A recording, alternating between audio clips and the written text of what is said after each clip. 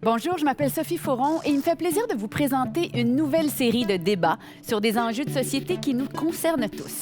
Pour ce faire, nous mettrons nos lunettes de philosophe, puisque, depuis l'Antiquité, aborder les sujets avec philosophie s'avère un besoin quasi essentiel pour analyser nos sociétés. Bienvenue à Repenser le monde.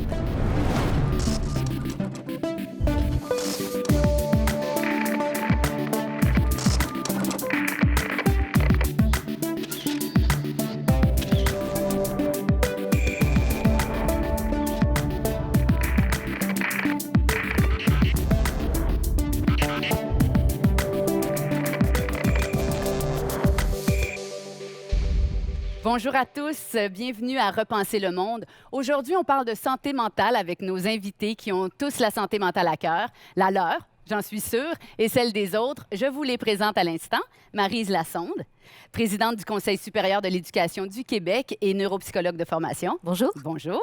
Karine Igartua, Bonjour. psychiatre, professeure à l'Université McGill et présidente de l'Association des psychiatres du Québec. Bonjour. Enchantée. Étienne Crevier, fondateur de Biogénique et membre du conseil d'administration de la Fondation Revivre. Enchanté. Enchanté. Et Normand Baillargeon, toujours à mes côtés, notre philosophe en résidence. Alors, bienvenue à tous. Place au débat. Les troubles de santé mentale sont invisibles. Par conséquent, ils sont difficiles à définir. Qu'est-ce qu'être en bonne santé mentale? Et qu'est-ce que souffrir de maladie mentale? Alors que la santé mentale se retrouve bien souvent sur la sellette pour démontrer les failles ou les erreurs du système, il faudrait s'interroger sur la définition et les causes de ces troubles. La classification du DSM-5, cette fameuse Bible des troubles mentaux, est-elle le meilleur moyen de les définir et de les comprendre? Est-ce qu'il tient compte de la diversité des expériences à travers les cultures ou l'enferme-t-il plutôt dans des termes techniques? Y aurait-il une tendance au surdiagnostic quand il est question de santé mentale? Qui a l'autorité de la définir et est-ce que les définitions proposées par les institutions correspondent à la réalité des personnes atteintes? Malgré les avancées scientifiques et les connaissances sur la maladie, de multiples interrogations demeurent. Normand, avant de donner la parole à nos invités, est-ce que vous pouvez nous dire comment les mots de l'esprit ont été perçus à travers les époques? Alors, je vais tenter un peu de mettre la table. C'est une question très vaste, très complexe, sujet à de très nombreux débats. À l'origine, les philosophes se préoccupent de vie mentale, de santé mentale. La philosophie n'est pas simplement une activité contemplative, mais ça doit mener à avoir une vie bonne. Et des philosophes d'Antiquité appelés les stoïciens sont même des précurseurs de techniques thérapeutiques aujourd'hui qui sont très renommés. Ça, c'est la première étape. Mais peu à peu, la science va s'emparer de la question de l'esprit, de la question du psychisme. Mais c'est très complexe. Qu'est-ce que c'est le mental? Qu'est-ce que c'est la santé mentale? Il y aura une époque au début du 20e siècle même où on va nier l'existence du mental. On va appeler ça le courant behavioriste et on va traiter uniquement des comportements. Ça ne fera pas très long feu et petit à petit vont se développer des sciences du psychisme qui vont être à la fois une théorie et une pratique. Et ça va se développer au 20e siècle.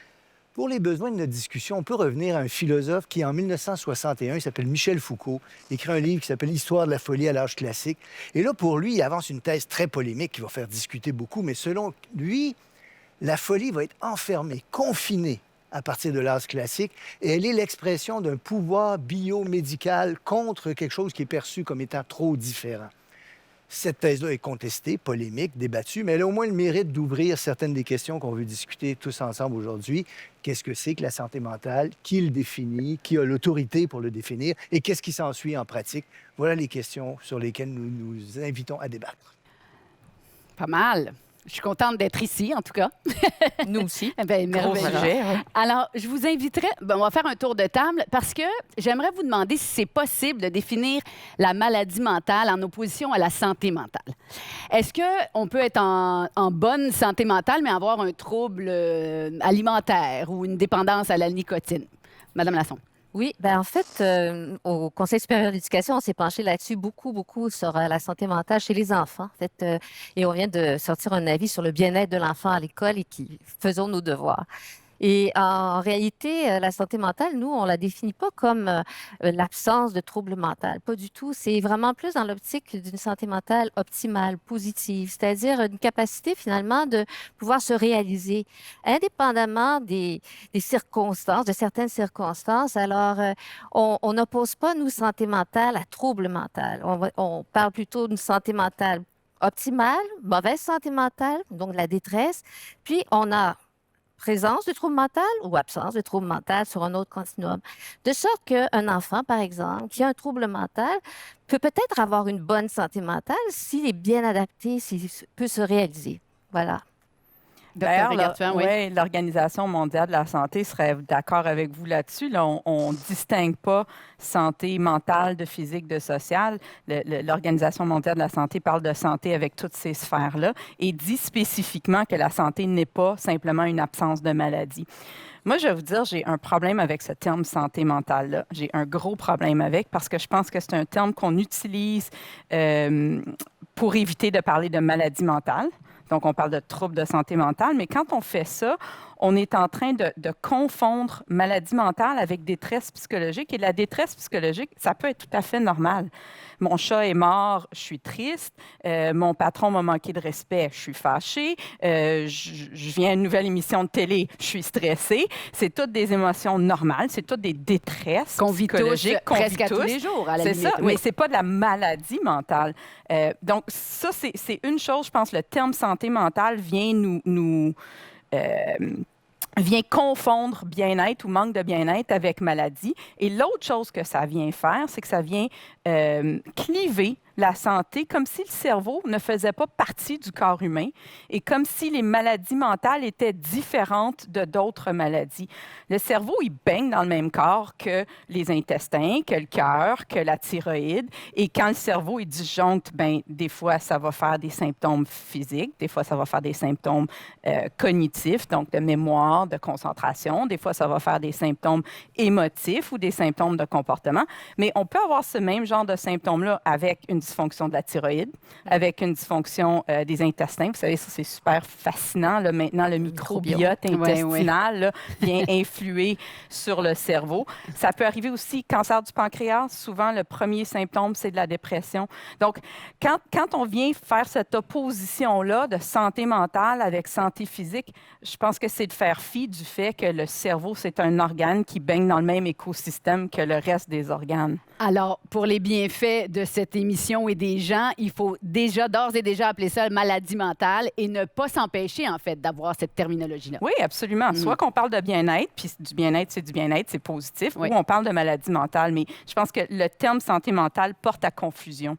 Parfait. Il y a de plus en plus, ça devient très grand public, la santé mentale, de plus en plus. Puis je pense qu'il y a eu une tendance aussi à la démocratisation, où est-ce qu'on entend des gens dire « Ah, je suis tellement TDAH aujourd'hui, ma foi », puis là, de dire comme... Et donc, oui, mais où est-ce qu'il y a le continuum? Puis ce que j'aime beaucoup, c'est l'analogie avec la santé physique. Il n'y a pas de santé sans la santé physique et mentale. Puis si je viens de courir un demi-marathon, ça se peut que j'aille mal aux muscles. Et donc, si je suis mon chat est mort, si je vis un divorce, je suis en train de déménager, ça se peut que j'aille mal aux muscles du cerveau. Et donc, l'analogie se fait très bien. Quelqu'un qui marche avec une canne, est-ce qu'on va dire qu'il est complètement malade? Non. Il n'est pas en santé. Il n'est pas en santé. Il s'est adapté à sa jambe qui lui fait mal et donc il y a une béquille. Et le même principe s'applique pour la maladie mentale aussi, avec tout ce qu'on a pu avoir comme traitement aujourd'hui. C'est très important, je pense. C'est le point le plus important, finalement. Est-ce qu'on peut traduire ça, vous dites, comme étant une remise en question de ce dualisme corps-esprit qui a animé la pensée occidentale depuis... Bien, je pense que ce dualisme-là, c'est vraiment une méconnaissance du fonctionnement du corps et de l'esprit. On peut le regarder dans le sens inverse aussi. Par exemple, quand on regarde l'exercice physique est bon pour l'anxiété, c'est bon pour la dépression, c'est bon pour réduire la tension artérielle, c'est bon pour prévenir l'ostéoporose, c'est bon pour prévenir l'obésité. Donc, on a une même intervention qui vient traiter toutes sortes de maux physiques et mentaux en même temps. Donc, je pense qu'il faut se rappeler que le cerveau fait partie du corps. Est-ce que c'est une vision très occidentalo-centriste aussi de parler de santé mentale? Vous parlez de l'OMS tout à l'heure. Ça ne se passe pas de la même façon dans tous les pays du monde.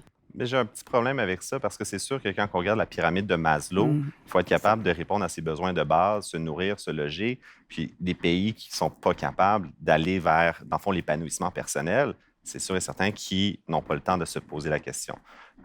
Et c'est prouvé, on le voit, la maladie mentale ou la santé mentale n'existe pas dans les pays d'Afrique subsaharienne où est-ce que la pauvreté... La maladie mentale existe, oui, mais la préoccupation avec le bien-être n'existe pas. Entièrement. C'est ça. exact. C'est très bien. Vous répondez rapidement, mais c'est très clair. Il y a comme une unicité, un consensus. C'est ça, là. il y a un consensus. Parlons du fameux DMS, la façon de répertorier les troubles mentaux. Alors, pour ceux qui ne sont pas familiers, peut-être, Dr. Igartua, nous décrire ce que c'est. C'est le DSM-5, c'est l'espèce de dictionnaire qui a été publié par l'Association américaine de psychiatrie. Il faut savoir que c'est pas le seul. Hein. Il y a le ICD, qui est International Classification of Diseases, donc la classification internationale. Donc, il y a 2 classifications qui existent et qui sont couramment utilisées.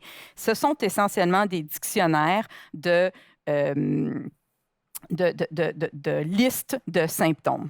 Donc, ce ne sont pas des outils théoriques sur l'étiologie. Ça n'explique pas d'où vient le trouble mental. Ça n'explique pas non plus comment le traiter. C'est vraiment juste de dire si on a A, B, C, D et E comme symptômes, ben ça équivaut à tel syndrome, par exemple.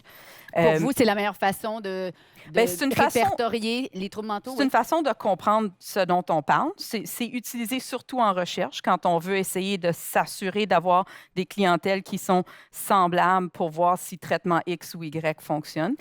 C'est un langage universel aussi à travers le monde. Et une des choses qui est implicite, ou non, en fait, c'est explicite dans le DSM, c'est que pour tout trouble mental, il y a un critère qui est cela cause un dysfonctionnement ou une détresse.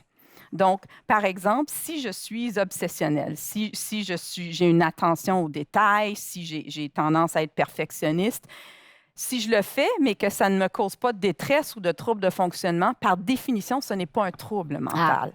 Donc, cette partie-là est importante parce que quand les gens disent « Ah, mon TDAH aujourd'hui, blablabla », puis qu'on galvaude tous les termes comme ça, c'est qu'on s'approprie certains des symptômes qui sont, comme vous le disiez, excuse-moi, un continuum qu'on a tous. On a tous quelques symptômes ou cris. De dysthymie. On est tous capables de lire la liste des critères et de dire « Ah, c'est moi, c'est moi, c'est moi ». Mais finalement, ça en prend 5 sur 7 pour avoir le diagnostic dans le DSM ou, par exemple... Et il faut qu'ils soient assez aigus pour causer une détresse. En même temps, ça peut être très utile, comme vous disiez, en recherche, mais aussi même dans des enquêtes épidémiologiques, pour savoir avoir un portrait de la population, finalement. Et nous, on a regardé toutes les enquêtes qui avaient été faites chez les enfants avec la prévalence des troubles mentaux. Et si on n'avait pas eu ça avec des critères particuliers aussi, bien, écoutez, on n'aurait pas su la quantité de détresse que vivent nos jeunes enfants, même en bas de 5 ans, là, avec des troubles mentaux identifiés. Alors, c'est important d'avoir ça pour pouvoir aussi... Bon, on a le portrait, ça ne veut pas dire qu'il faut agir avec des médicaments ou autres. Il s'agit d'avoir un regard systémique et comprendre, essayer d'intervenir sur le système. Déjà, d'avoir toutes les informations, c'est fondamental. Mais d'ailleurs... Mon grand problème, par contre, juste pour rebondir sur ce que vous dites, c'est que le DSM, c'est pas parce que ce n'est pas dans le DSM que ça n'existe pas. Par exemple, dans le DSM-5, on a toutes les dépendances aux jeux vidéo qui ont été ajoutées. Est-ce que les dépendances n'existaient pas avant que le DSM le publie? Pas du tout. Jusqu'en 1993, c'était le DSM-3 qui existait, puis l'homosexualité s'y retrouvait. 73, pardon. 73. 1973. Donc, merci. Quand même une bonne différence de date. Oui. Mais est-ce que, donc, ça voulait dire que c'était la vérité? Ça prend avec des pincettes aussi. Là. Il faut ça ramène à ce que Normand disait, l'espèce de lié au pouvoir médical. C'est ça, le contrôle sociétal. Et ça, je pense que la psychiatrie essaie depuis plusieurs années de se défaire de ça, de dire nous ne sommes pas des agents de contrôle social. On est là pour traiter des maladies et soulager des souffrances. Je n'ai pas les chiffres exacts, mais je pense que le nombre de maladies répertoriées dans le DSM entre une version de 73 et celle d'aujourd'hui, c'est une augmentation fulgurante. Alors, le manuel est passé de 95 troubles en 1952 à 573 troubles à sa dernière édition en 2013. Mais ça, c'est bien parce que mon père, quand il faisait sa médecine dans les années 70, on parlait de hépatite A, hépatite B et hépatite ni A ni B. Mais maintenant, on est hépatite C, hépatite epsilon, hépatite delta. Et donc, c'est comme l'autisme, c'est un spectre. On est capable d'avoir une granularité. Et c'est pas qu'il y a eu absolument plus de troubles ou de maladies, c'est vraiment qu'on est capable de mieux les classifier. Mais est-ce qu'il n'y a pas un danger... donc, plus de personnalisation. Et vraiment, je pose la question un peu naïvement, mais il n'y a pas un danger de surdiagnostic. Avec 573 troubles, est-ce que on peut un peu magasiner son trouble. Et je dis ça là, vraiment avec un sourire en coin. Je ne sais pas ce que vous en pensez. Une des choses, il faut comprendre la fonction politique du DSM, particulièrement aux États-Unis, et ce qui peut le distinguer un petit peu du ICD, qui est moins politique, je vais vous dire, c'est qu'aux États-Unis, avec le système de santé qu'ils ont, avec les systèmes d'assurance et tout ça, pour avoir accès, par exemple, à une psychothérapie, bien, il faut avoir un diagnostic qui permette d'avoir une psychothérapie. Et c'est d'ailleurs pour ça que l'homosexualité a pris tellement de temps à sortir complètement du DSM. Donc, en 73, on a sorti l'homosexualité, mais on a gardé l'homosexualité égodystone jusqu'en 87 parce que on voulait permettre aux gens qui étaient mal à l'aise avec leur orientation sexuelle d'avoir accès à de la psychothérapie. Et donc, c'est le compromis qui avait été fait. C'était de garder ça dans une section à part jusqu'en 87. Donc, il faut comprendre que c'est un organe politique aussi. Là. Oui, derrière ça, il y a peut-être la possibilité que soient justifiées des thérapies de conversion. Oui. Et ça, c'est un drame. Ah oui, bien oui. Et qui ont été subséquemment mises à l'index. Là. Si vous parlez à un généticien comme moi, c'est sûr et certain que, par contre, c'est vu d'un bon œil, dans le sens que notre job en tant qu'être humain, c'est d'apprendre à se connaître. Si on se connaît tous, si on sait qu'on est capable de savoir c'est quoi nos limites, à ce moment-là, on est capable de se prendre en charge. Ce n'est pas au système, ce n'est pas à nos psychiatres ou nos médecins de dire absolument voici qui tu es. Donc, si en se lisant, on est capable de se retrouver, de se faire une certaine démarche, bien, c'est que positif. Le problème, c'est sûr, si on essaie de se mettre, donc d'un externe, de se mettre la personne dans une case et dans un carré de sable, là, il y a un problème. C'est connais-toi toi-même, hein? On retourne à Socrate. On y revient toujours. On revient toujours à Socrate. On va parler maintenant des différentes façons de traiter les maladies mentales. Je vais m'habituer à le dire. C'est bon, parce que je me suis habituée à dire santé mentale. J'aurais accompli. Merci, Dr. Gartua. Donc, les différentes façons de traiter les maladies mentales. Nous ne sommes plus à l'époque des aliénés mentaux internés dans les asiles. Aujourd'hui, la maladie mentale est désinstitutionnalisée et elle est mieux connue. On connaît les thérapies et les médicaments, ces méthodes ont certainement fait leurs preuves. Mais vont-elles au cœur des causes et de l'augmentation des cas? Dans un système de santé déjà surchargé et dans lequel les patients ne savent plus où aller pour se faire écouter, prescrire des médicaments semble devenu la voie la plus rapide pour soulager les personnes atteintes. Mais à qui la faute? Pourquoi souffrons-nous de maladies mentales? Notre santé mentale est certes influencée par nos habitudes de vie et le monde qui nous entoure. Mais quelle est notre responsabilité face à notre propre guérison, ou du moins à notre mieux-être? Les habiletés socio-émotionnelles devraient-elles s'apprendre à l'école? Et si la santé mentale était l'affaire de tous? Normand, avant de parler des pratiques médicales, vous vouliez parler du but visé par ces pratiques médicales. Je vais essayer d'ouvrir la conversation qu'on va avoir là-dessus. Les pratiques psychothérapeutiques, psychiatriques, se situent à une frontière du descriptif puis du normatif. Ils engagent des actions au nom de certaines normes, certaines valeurs. Foucault et d'autres ont ouvert la possibilité que ce soit des formes de pouvoir qui se jouent là. Et on peut méditer cette question-là, elle est intéressante. Et on ne doit pas prendre ça à la légère. On a discuté tantôt de la place de l'homosexualité, c'est un exemple, mais je rappellerai que, oui, tout à fait, je rappellerai aussi qu'il est arrivé qu'on diagnostique chez des femmes des refus de s'adapter à des rôles sociaux qui étaient attribués aux femmes. Alors ça, c'est un exemple troublant aussi. L'antipsychiatrie, avec ses craintes, ses mérites et les critiques qu'on peut en faire, avait attiré l'attention aussi sur la possibilité qu'on soit en train de confiner des gens parce qu'ils ne se conforment pas à des règles sociales, à des normes sociales. Donc, tout ça pose la question de l'adaptation à la société, de la place de l'adaptation à les sociétés dans les traitements, dans les théories, dans les modes de pensée, le rôle peut-être politique même que peut jouer en catimini le politique et des valeurs politiques dans la désignation de la santé mentale ou de la maladie mentale et dans les traitements. C'est une vaste question, mais on est tenu de l'aborder aujourd'hui. Ça ouvre la porte aussi, en fait, à le psychiatre peut retirer les droits et la liberté à un patient temporairement s'il est à risque contre lui-même. Puis ça, c'est une des seules branches de la médecine qui a vraiment peu ce pouvoir-là, si je me trompe. En fait, tout médecin peut, pour 72 heures, mettre quelqu'un en ce qu'on appelle en garde préventive s'il juge qu'il est un danger grave et immédiat pour lui-même. Donc ça, c'est tout médecin peut le faire. Là où le psychiatre a le pouvoir de plus, si on veut. Puis en fait, c'est pas le psychiatre, c'est le juge qui va décider, mais le psychiatre peut faire un rapport pour ce qu'on appelle une garde en établissement, c'est qu'il va prolonger, dépasser le 72 heures.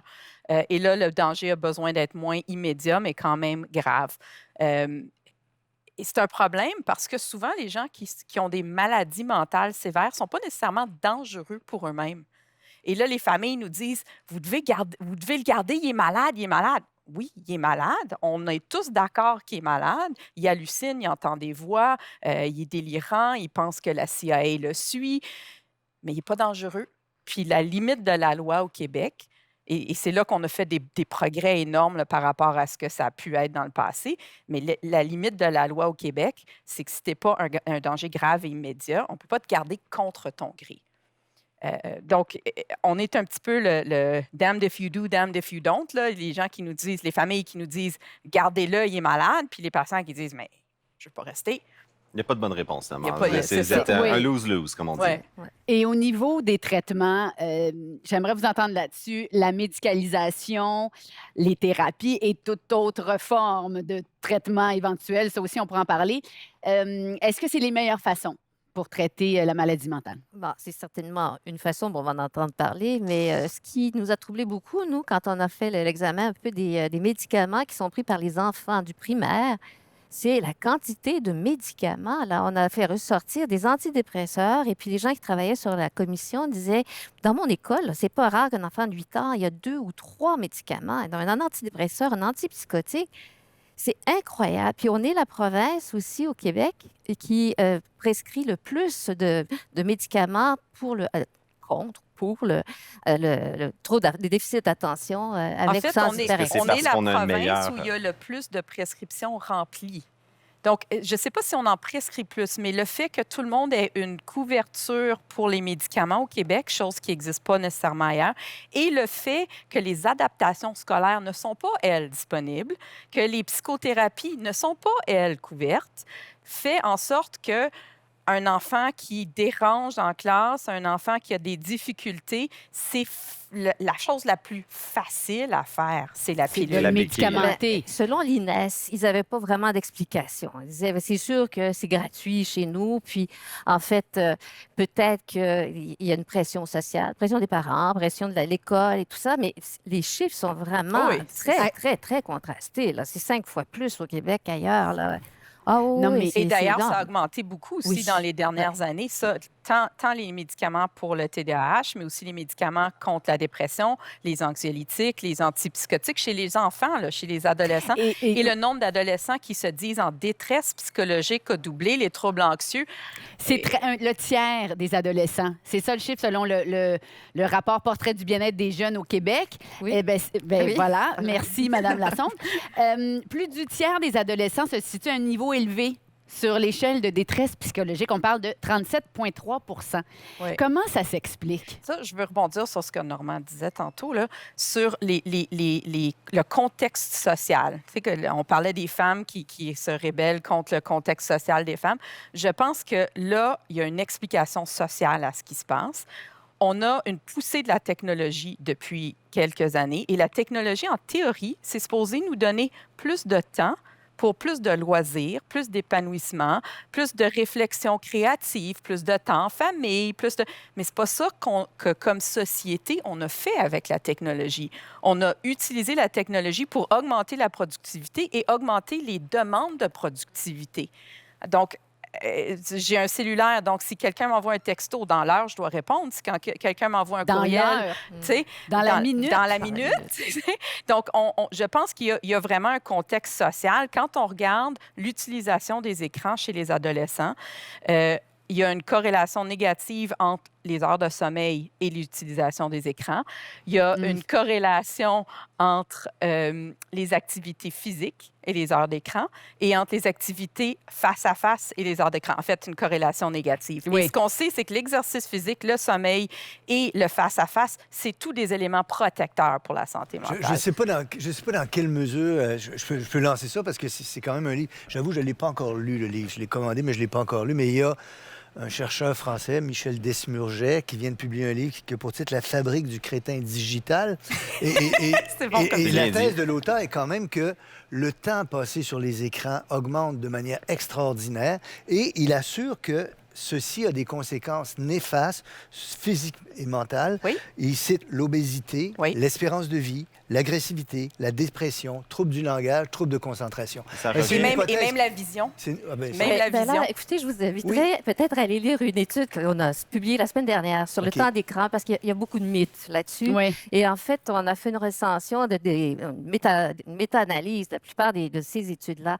Et c'est vraiment des probabilités qui sont très, très faibles, des corrélations qui sont minimes, de sorte qu'on ne peut pas vraiment dire que le temps d'écran, là, c'est ça qui va vous empêcher de dormir. Ça revient Très souvent- aux saines habitudes de vie, comme Oui, mais Pierre ce qu'on- Lavoie essaie d'éduquer nos jeunes. Là, Ce si on qu'on veut. fait ressortir, en fait, que c'est beaucoup plus important, puis les études ne le font pas en général, c'est de regarder ce que l'enfant ou l'adolescent fait. Fait sur avec son l'écran. écran. C'est sûr que pas C'est tout le vraiment temps plus. d'écran est le même. Exactement. Mais quand tu réponds à ton téléphone à 3 heures du matin, Ça, c'est tu terrible. dors pas, quel que ce soit du FaceTime ou du Facebook ou Ou du une lecture Instagram ou une lecture, d'une manga. façon ou d'une autre, tu as interrompu ton Oui. sommeil. Je vais Étienne. juste rebondir sur ce que Dr. Ikawartza dit, parce que oui, raison numéro un, ça peut être un phénomène social qui se passe où est-ce que le temps d'écran impacte la santé, donc plus de médicaments.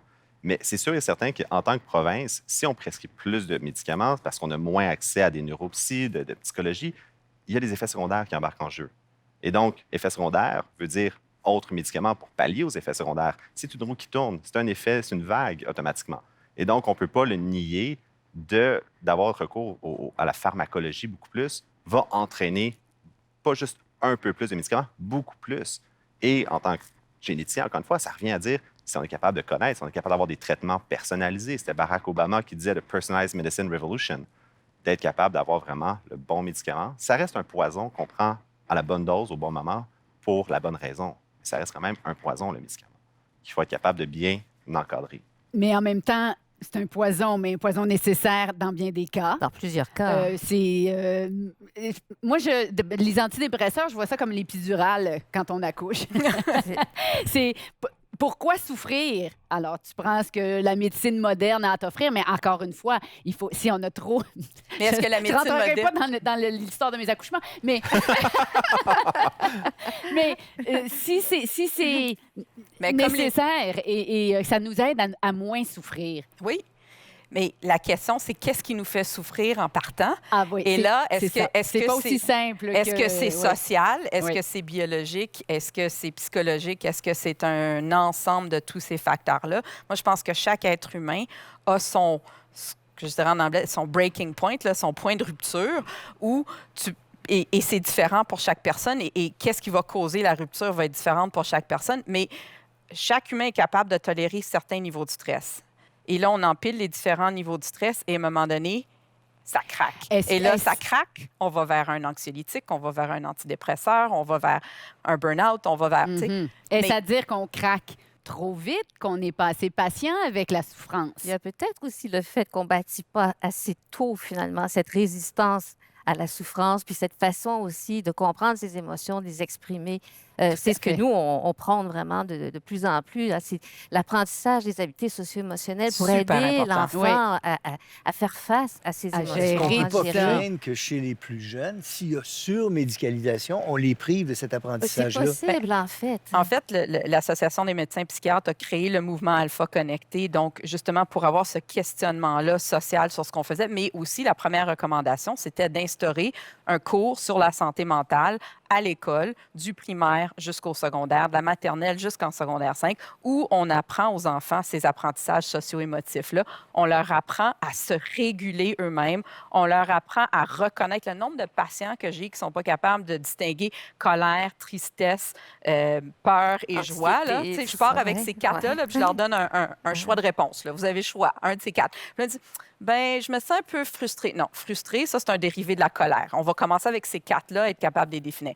Donc, si j'ai des adultes dans ma pratique qui ne peuvent pas faire ça, comment ils peuvent enseigner à leurs enfants, eux, comment les distinguer? C'est fascinant que ça revienne au rôle du système d'éducation et non pas à la maison de faire cette éducation-là. À quel point on a... C'est un ensemble. C'est un ensemble. Oui. Moi, je Oui, pense oui. que c'est une approche systémique. Là, c'est Oui. la communauté, la famille, l'école. Mais c'est comme l'enfant, il passe presque 2 tiers de sa vie à l'école, en fin de compte. Il ne Là. faut pas oublier Donc, aussi, je pense que l'école, c'est l'institution à travers laquelle tous vont passer, puis ils arrivent là très inégaux. Il y a Ouais. des gens qui viennent de Voilà. milieux familiaux où c'est impossible ou presque de demander au milieu familial de l'enseigner, d'autres qui viennent de milieux très favorisés où ces choses-là sont plus apprises. Donc, l'école devient le dernier recours. Oui, Mm. oui.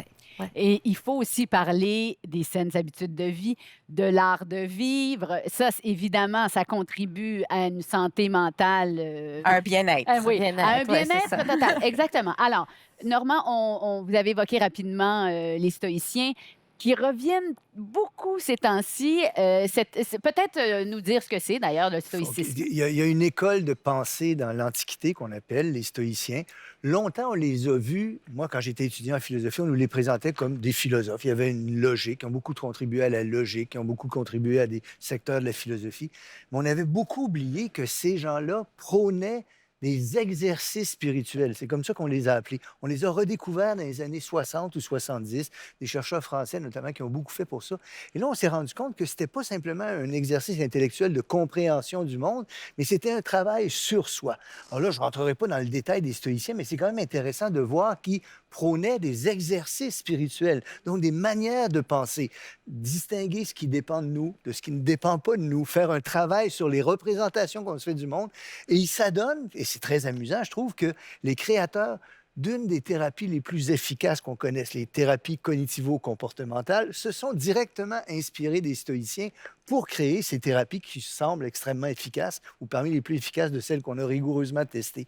Donc, c'est quand même intéressant de voir que la philosophie a pu influencer dans la longue durée des idées qui sont encore utilisées aujourd'hui. Et il y a pas juste la philosophie. On parlait de bouddhisme avant d'entrer en ondes. Il y a la méditation pleine conscience Ouais, aussi, ouais, qui est tout à fait. extrêmement valorisée Oui, ces oui. temps-ci. Oui, Oui, oui. absolument. De, Très de plus en utile. plus, je me corrigerai, mais de Oui. plus en plus connu et reconnu pour son Oui, efficacité, la absolument. méditation pleine Absolument. conscience. Et ce qu'on se rend compte, c'est que ce qui t'arrive dans la vie, en fait, c'est la signification que tu lui donnes qui va avoir un effet sur ton moral, sur ton bien-être. Mettons qu'on se croise dans la rue, qu'on marche comme ça, puis tu sais, je te vois, puis juste avant qu'on se dise bonjour, je traverse la rue. Bon, tu peux dire, elle m'a pas aimé, elle veut pas me voir, elle veut pas me parler. À ce moment-là, tu vas te sentir triste. Elle peut dire, ça pourrait être, ben là, comme on est en pandémie, peut-être qu'elle fait exprès pour me donner ma distanciation sociale. À ce moment-là, j'ai comme un sentiment de respect et puis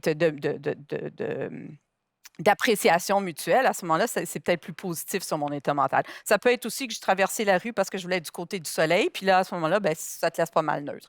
Donc, c'est le même événement. La question, c'est la signification que je lui donne va avoir un impact. Et ça, je pense que les stoïciens, Avaient les compris ça. bouddhistes, tout ça, ils ont tous compris ça. Ouais.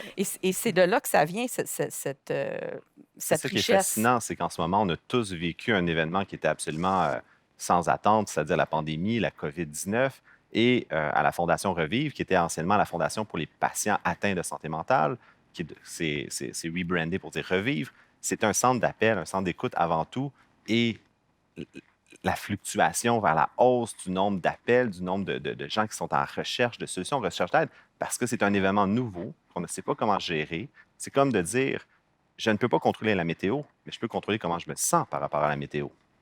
Et là, ce qu'on se rend compte en tant que société, c'est qu'on a vraiment beaucoup de nos frères, nos sœurs, nos employés, nos collègues qui ne savent pas comment gérer ce qui se passe.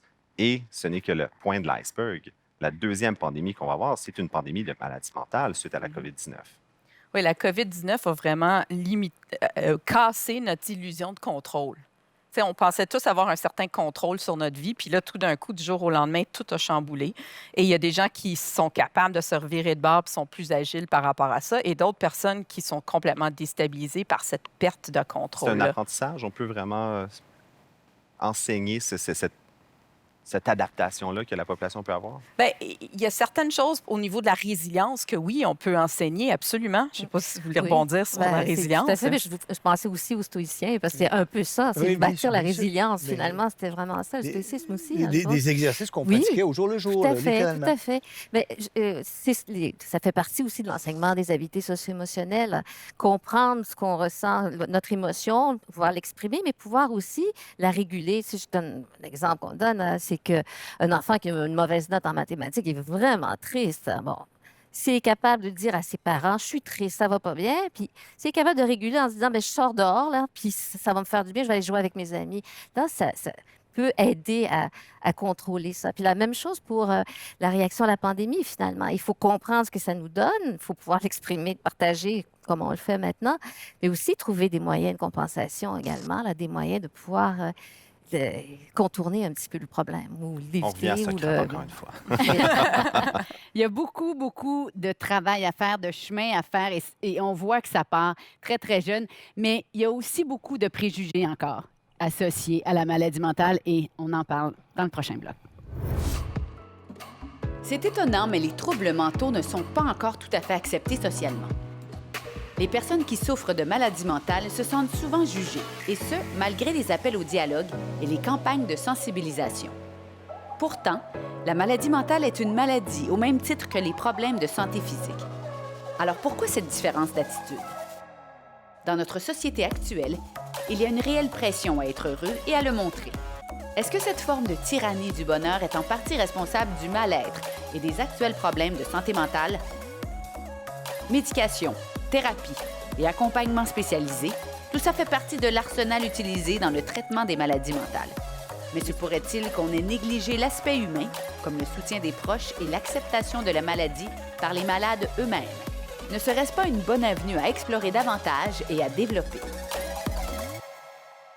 Normand, les maladies mentales, malheureusement, souffrent encore de beaucoup de préjugés. On considère qu'elles sont honteuses, ostracisantes. C'est encore malheureusement le cas. C'est une très vaste question, celle-là. Je vais très modestement lancer quelques pistes de réflexion. Une d'entre elles, c'est ces sciences-là du psychisme sont véritablement difficiles. Alors, ils entrent dans des territoires qu'on ne maîtrise pas toujours très bien. J'ai toujours beaucoup aimé un psychiatre que vous connaissez peut-être, qui s'appelle Henri Hay, qui a écrit un manuel de psychiatrie remarquable. Henri Hay disait que ce sont des sciences diacritiques, c'est-à-dire qu'elles reposent sur une distinction entre le normal et le pathologique, qui est difficile à établir et où des considérations sociales peuvent s'insérer. Ça les rend très difficiles. C'est peut-être quelque chose qui alimente les préjugés. Une autre chose que j'aimerais dire, même si je ne me ferai pas beaucoup d'amis, c'est qu'il est arrivé qu'il y ait des pseudosciences là-dedans.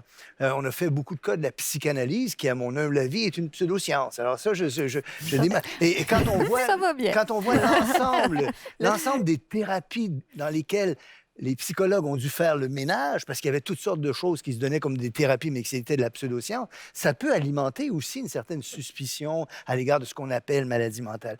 Mais je donnerais une dernière chose. Je dirais qu'il y a une espèce de défaut d'assignation de responsabilité avec la maladie mentale. On se dédouane très facilement d'une maladie physique, même si on en est responsable parce qu'on a fumé toute sa vie, on se retrouve avec un cancer, mais il y a un défaut d'assumer la responsabilité de la maladie mentale elle-même.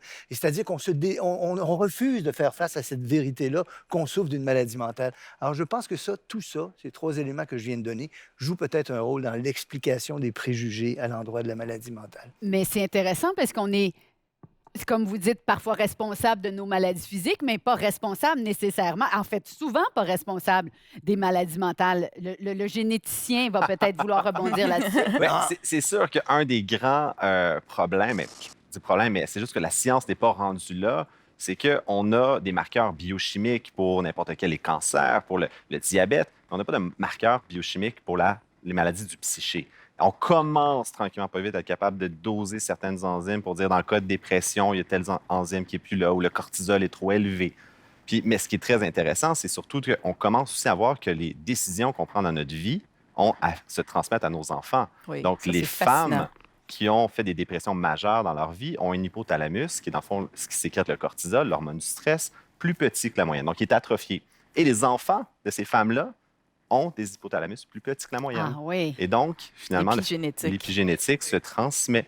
Quand je parlais de la complexité de ces sciences-là, c'en est un bel exemple. Si on ne soupçonnait pas ça il y a 50 ans, Pas en tout. Non. c'est ça. Il y a une question qui, c'est les avancées de la science, c'est la capacité qu'on a d'imager le cerveau, de regarder le fonctionnement du cerveau qui est juste pas là. Mais j'ajouterai une quatrième sur votre liste là, de pourquoi on a des préjugés. Tout le monde a déjà vécu une tristesse. Et les gens ne font pas la distinction entre une tristesse qui peut être normal ou qui peut être à cause des significations qu'on a données aux événements dans notre vie, et une dépression. Alors, les gens disent: «Ah, je suis tellement déprimé aujourd'hui». Ben, une dépression, là, c'est pas aujourd'hui puis pas demain, là. Une dépression, c'est une maladie du cerveau où il y a un engluement des pensées. La pensée est engluée, elle est ralentie. On est moins capable de faire des liens, de faire du problem solving. La mémoire est moins bonne, et notre appréciation des informations est biaisée aussi. Donc, on a tendance à évaluer les choses, de façon erronée. Donc, on ajoute à ça, manque d'énergie, tristesse, pleurs, tout ça. Mais il y a une différence entre la tristesse normale que quelqu'un va avoir quand son chat est mort et une dépression qui est vraiment un cerveau qui est englué, là. Mhm. Et je Une pense que maladie. une maladie. Et je pense que le fait que tout le monde a été triste dans sa vie, mais pas tout le monde a eu une dépression dans sa vie. Quand quelqu'un qui a déjà vécu une tristesse voit quelqu'un qui a une dépression, il dit: «Ben oui, mais tu sais, Prends sur toi, relève-toi, là, prends lève-toi et sur marche toi, sur toi, là, ouais. tu sais, jase avec tes amis, ça va mieux aller, là».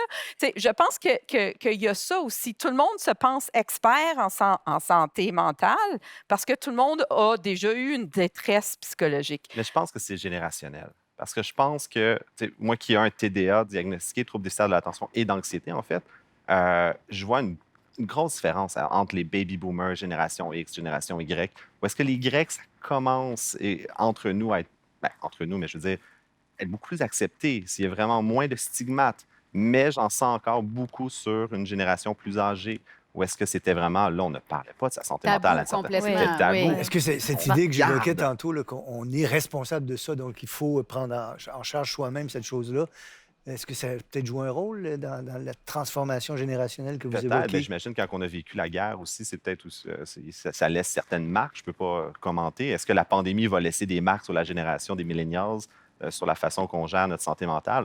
Le temps va nous le dire, mais d'être capable au moins d'avoir l'ouverture, puis de se dire que, bon, mais on connaissait peut-être pas tout dans les années 60, dans les années 50, mais maintenant, on s'adapte.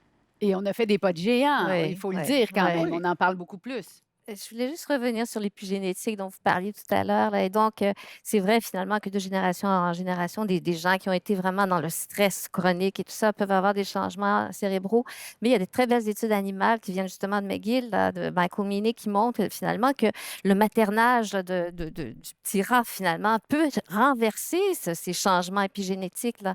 Ce rat-là va pouvoir développer certaines structures de son cerveau avec une meilleure production de cortisol, puis ça va, se transférer dans les générations. Donc, il y a quand même espoir Ça, j'allais dire, là-dedans, là. il faut ça pour avoir l'espoir. Oui. Sinon, la thérapie, ça donne rien. Voilà. Puisqu'on a la présidente du Conseil supérieur de l'éducation, est-ce qu'on peut revenir sur le rôle possible de l'école pour la préparation à connaître, Oui, comprendre, nommer la absolument. maladie Oui, mentale? Quel oui. rôle serait celui de l'école? Comment peut-elle le remplir? Ben, en fait, nous, on a fait une série de recommandations, mais effectivement, c'est que d'abord que les enseignants, les enseignantes soient bien aussi. Donc, on te parlait tout à l'heure d'apprentissage d'habiletés socio-émotionnelles.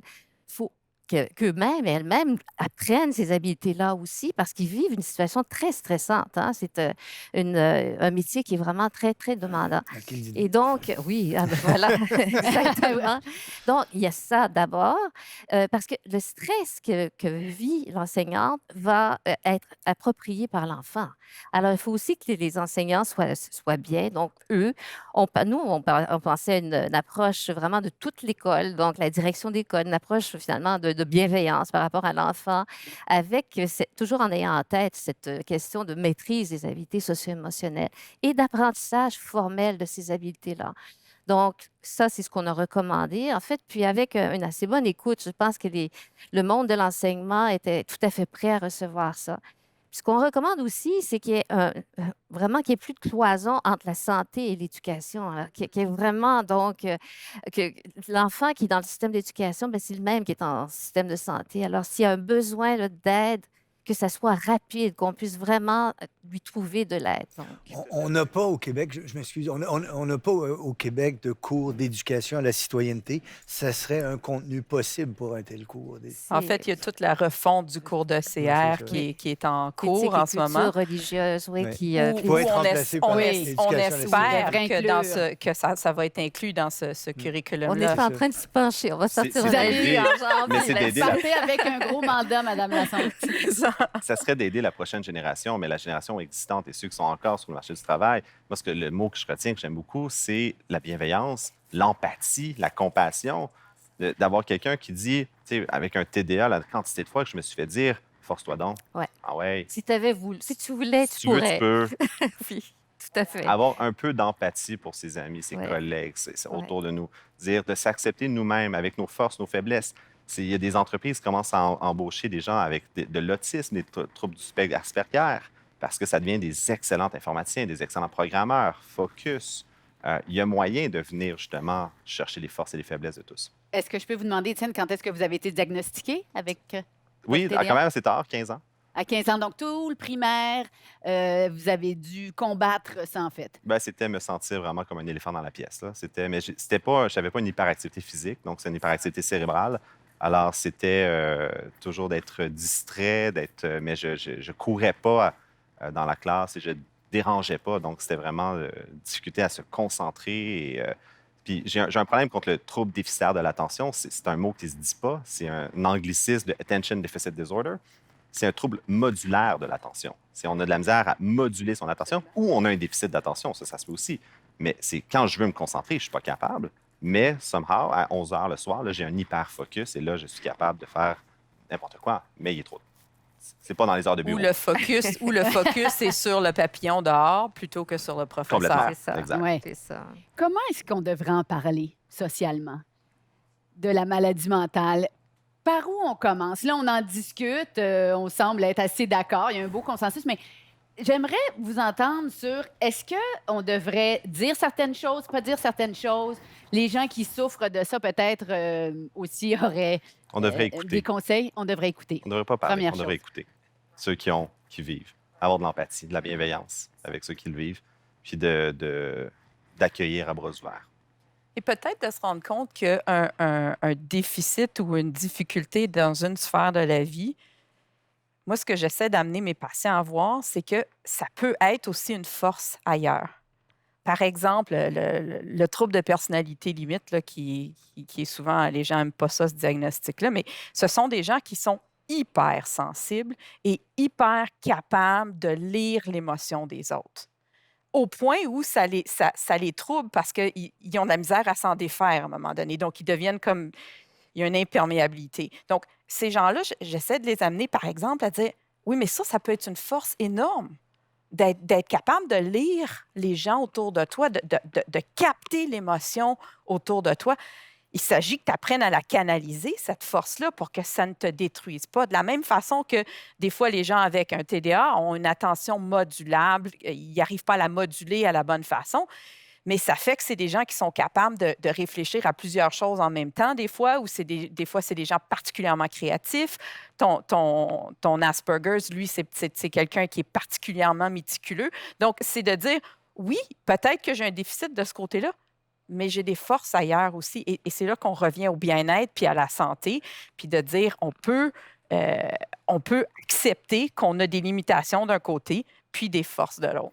C'est le terme aussi, je pense, c'est l'inclusion. Simplement d'inclure tout le monde, finalement, avec ses différences. C'est ça aussi C'est qui... très vrai, ça, de ne pas les ostraciser, de les inclure à l'école. Oui, partout, Ouais. partout, depuis tout petit. Pensons à un enfant de 8 ans qui se fait dire que tu es troublé déficient, trouble déficitaire. Ça ne se dit pas. C'est énorme. Puis c'est des stigmates qui restent et oui, ça peut créer d'autres problèmes, en fait, probablement, plus graves. Absolument, ben oui. On va terminer par une grande question sur la dictature du bonheur. Je me demande si on met trop d'accent là-dessus dans notre société. Puis est-ce qu'on est obligé, Normand, d'être heureux?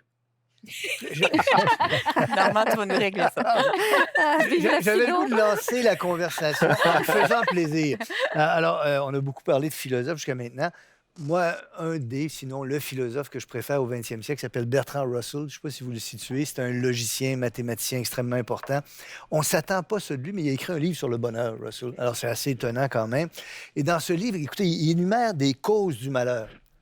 L'esprit de compétition, l'ennui, la fatigue, l'envie, le sentiment de culpabilité, la peur de l'opinion publique. C'est des choses qui me semblent rester assez actuelles.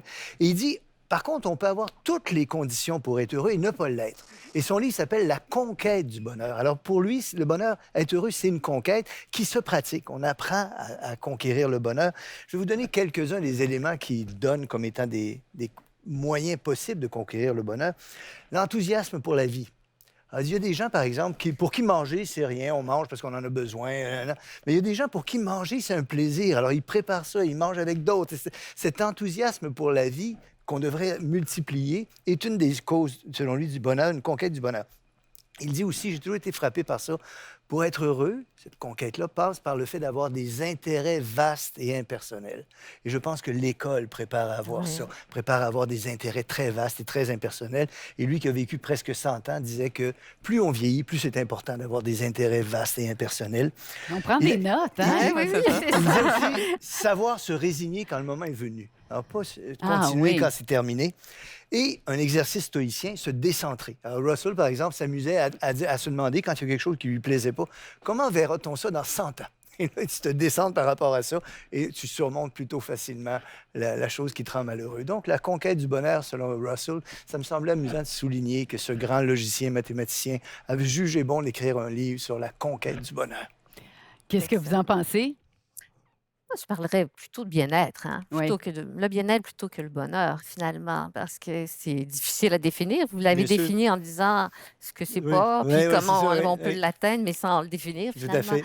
Alors moi, je pense que c'est important de se sentir bien parce que, je pense, vous pourrez me corriger, mais quand on est bien aussi, ça veut dire qu'il va y avoir un bien-être physique également, là. Donc, la santé Bon, physique oui. va aller de pair avec ça. Donc, pour moi, c'est plutôt le bien-être.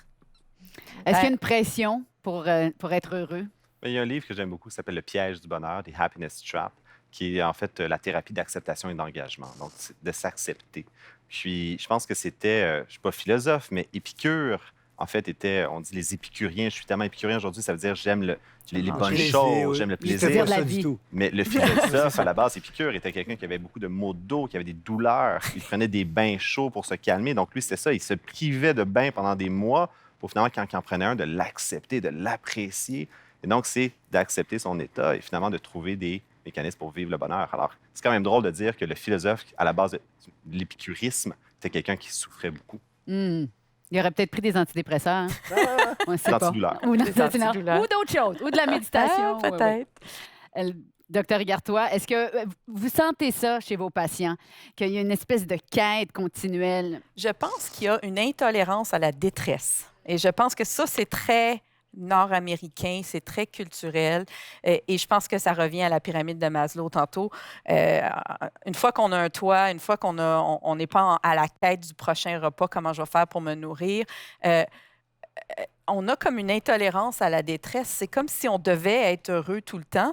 Et des fois, il y a des choses dans la vie qui vont nous rendre malheureux. Et c'est normal. Correct. Et en fait, les émotions sont là souvent pour nous donner un cue, pour nous dire, attention là, tu sais, si je suis irritable tous les jours quand je rentre à la maison, peut-être qu'il se passe quelque chose à la maison qu'il faudrait que je regarde. Pourquoi, quand j'arrive à la maison puis que je suis irritable, qu'est-ce qui se passe dans mon milieu? Donc, l'émotion, elle peut nous donner une information, elle peut nous faire... ça peut être comme un signal d'alarme pour nous dire il y a quelque chose peut-être à changer dans ta vie. Donc, je pense que ce qu'on voit souvent, c'est ça. C'est une intolérance à la détresse et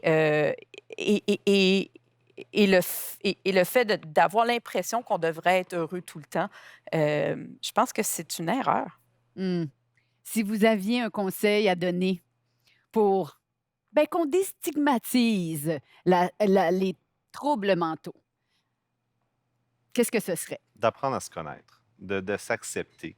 puis de ne pas donner cette charge-là à son médecin ou à son psychologue ou à son entourage. De se vraiment de se responsabiliser. responsabiliser dans le processus de se connaître, que ce soit par une thérapie, que ce soit par des sports, que ce soit...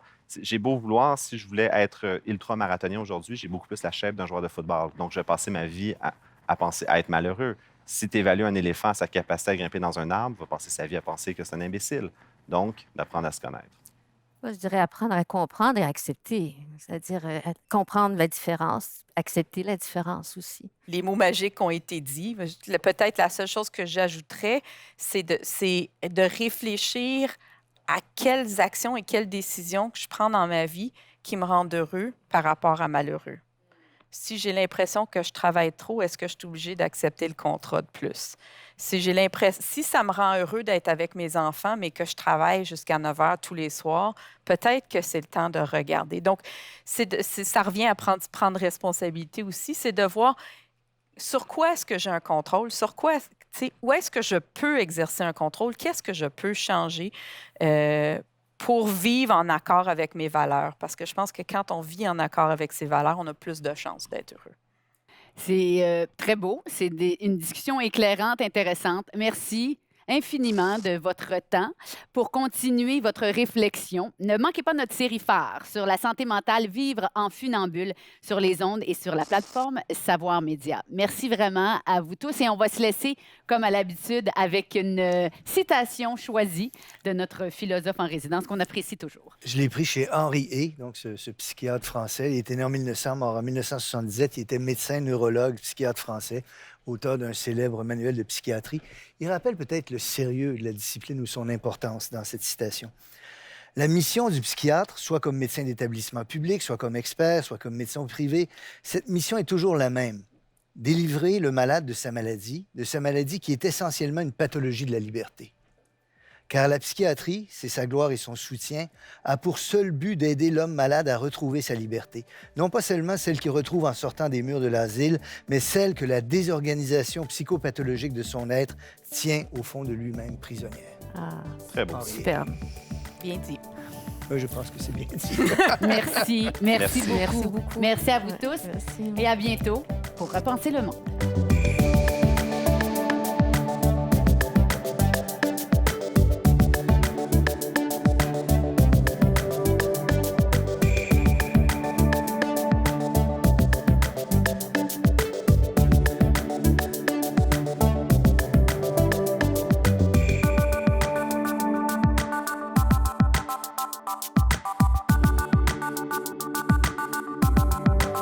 Thank you.